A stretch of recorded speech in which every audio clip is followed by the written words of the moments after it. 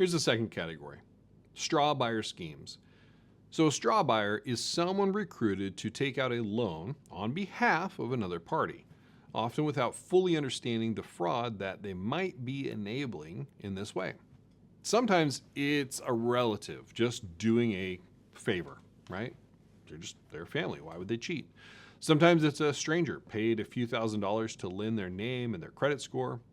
Either way, the person sitting across from you, virtually or in person, may not be the person who will actually control the property. And that disconnect is exactly what you can detect. So there are 4 warning signs traditionally, and they map to the 4 boxes on this slide. First, you have borrower disengagement. So the borrower seems unfamiliar with the property. They're disengaged from the process or unable to explain how they found the property or the agent. So then think about your legitimate borrowers. Buying a home is really one of the biggest decisions of their lives. Even people that know us and our families, it's hard. They know the neighborhood. They've driven past the house a dozen times. They've dreamed about it. A borrower who can't tell you the basic facts about their own purchase is a serious signal. The second one here: third-party control. A third party attends the meetings, answers the questions on borrower's behalf, and handles all the communication without a, POC. If you ask the borrower a question and someone else answers every single time, ask yourself, who's really doing this deal? Then third, maybe the funding irregularities.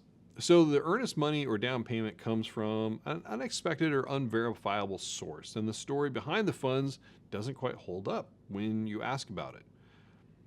And then maybe fourth, the pattern behavior. So there's multiple applications submitted in the same time period for similar properties, maybe to you, maybe to others. That's a hallmark of a coordinated fraud ring. So recruiters running several straw buyers in parallel. There's one more thing worth knowing, and I think it's really important to hear too. Straw buyers are often victims themselves. Many were misled about what they were actually signing or what they were trying to be doing. That's one more reason that we don't confront. We escalate, and we let trained investigators sort out who knew what, when, and why. Man, the third category is appraisal fraud.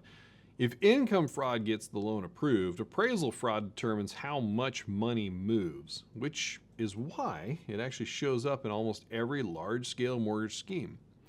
Here are the key red flags to escalate. There can be pressure. So pressure from any party, an agent, a builder, a seller, to hit the number. Value should be determined by the market, not by what the deal needs. Any pressure on valuation from anyone, it should get escalated. It's a full stop. Comps pulled from distant areas that don't reflect the actual local market. If the subject property is in one neighborhood and the comparables are miles away in a pricier one, ask yourself why. An appraiser is selected by an interested party rather than through an appraisal management company. Now, AIR should fix this. We don't see it as often, but it's still there. Independence is the entire point of an appraisal. When someone with a financial stake in the deal picks the appraiser, the independence is compromised.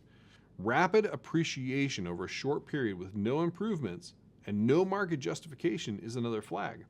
A property that gained 40% in just 8 months without renovation and without a hot market, well, that value came from somewhere, and it may have come from a pen. An appraisal ordered before the application. This one. Wow. Or maybe a borrower who already seems to know exactly what the property will appraise for. So legitimate borrowers hope for a number. We hope for a number. They don't know it in advance. We try, but we're not guaranteed. And finally, property flips with a suspiciously short hold period and a large markup. Flipping is not illegal, but a 60-day hold at a huge markup with no renovation is the signature of an inflated value scheme.